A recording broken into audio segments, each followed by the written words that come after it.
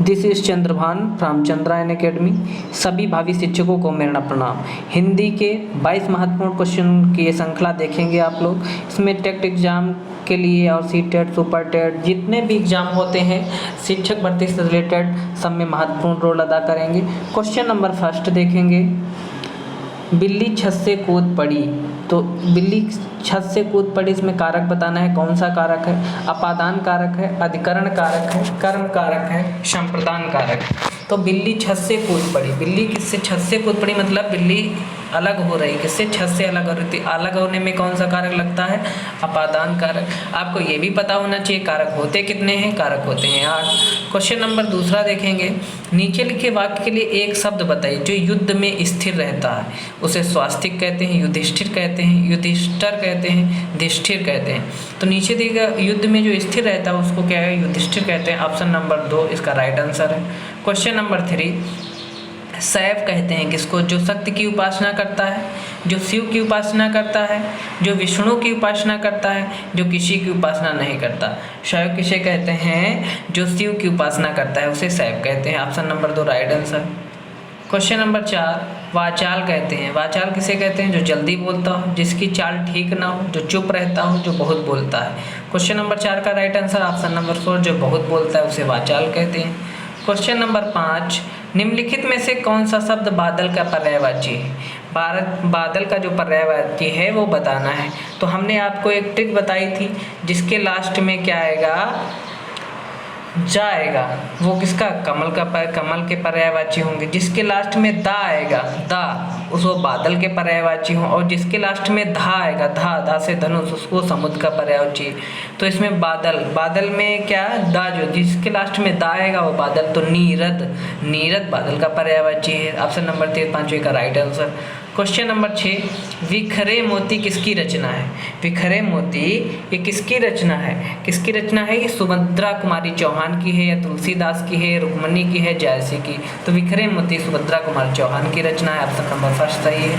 Question number 7, आहा, आप आ गए वाक्य में आहा शब्द क्या है? संज्ञा है, सर्वनाम है, अव्यय है, विशेषण है? 7वें का राइट आंसर ये अव्यय है। ऑप्शन नंबर 7वें का 3 सही है। क्वेश्चन नंबर 8, प्रत्येक चरण में 28 मात्राओं वाला छंद कौन सा होता है? रोला होता है, हरगीतिका होता है, कुंडलिया होता है, बरवे होता है?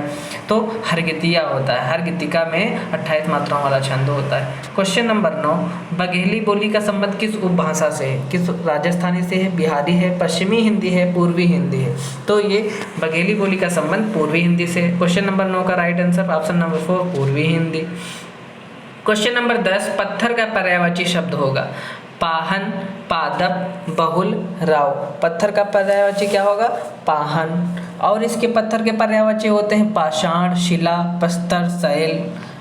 क्वेश्चन नंबर 11, नवल सुंदर श्याम शरीर की सजल नीरद सी कल का कांति थी में कौन सा अलंकार है? तो रूपक अलंकार है, या श्लेष अलंकार है, उपमा अलंकार है, उत्प्रेक्षा अलंकार है? तो इसमें कौन सा अलंकार है? आपको एक चीज़ बता दें, जिसमें शी आ जाए, सा आ जाए, सरिस आ जाए, उसमें कौन सा जहाँ बीच में, तो उसमें उपमा अलंकार होता है। तो इसमें भी सी आ गया है, तो कैसा? उपमा अलंकार है। क्वेश्चन नंबर 12, बीजक किसकी रचना है? सूर की है, तुलसी की है, कबीर की है, जायसक? तो ये कबीर की रचना है बीजक। क्वेश्चन नंबर 13, चंद्रकांता किसकी रचना है? सूर की है, सूरदास की, तुलसीदास की, देवकी नंदन खत्री इनका पूरा नाम है, जायसी। तो चंद्रकांता किसकी रचना है? देवकी नंदन खत्री की। Option number 3 right answer.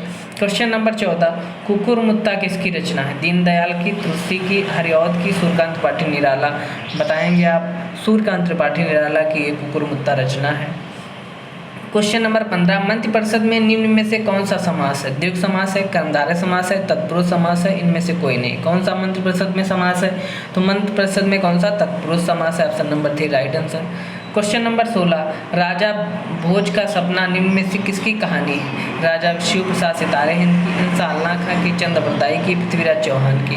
तो इसका राइट आंसर होगा राजा शिव प्रसाद सितारे हिंद की ये राजा भोज का सपना कहानी है।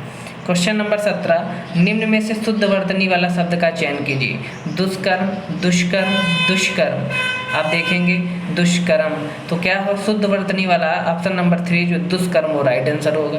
क्वेश्चन नंबर 18, संविधान के अनुच्छेद 351 में किस विषय का वर्णन किया गया है? आप जानते हैं कि जो संविधान 343 से 351 तक हिंदी के बारे में बात की गई है, तो जिसमें पूछा गया 351 किस विषय का, हिंदी के विकास के लिए निर्देश, इसमें चौथा राइट आंसर होगा। क्वेश्चन अगर चैनल पर नए हैं तो चैनल को सब्सक्राइब करें। क्वेश्चन नंबर 19, उपमेय में उपमान का आरोप होने का अलंकार होता है कौन सा अलंकार है? रूपक अलंकार, उत्प्रेक्षा अलंकार, मानवीकरण प्रतीक। आप जानते हैं जहाँ मन मानो जन जानो वहाँ उत्प्रेक्षा अलंकार होता है, और क्या होगा इसमें? रूपक अलंकार होगा। उपमेय में उपमान का होना का रूपक अलंकार है। क्वेश्चन नंबर 20, मौन शब्द का विलोम क्या होगा?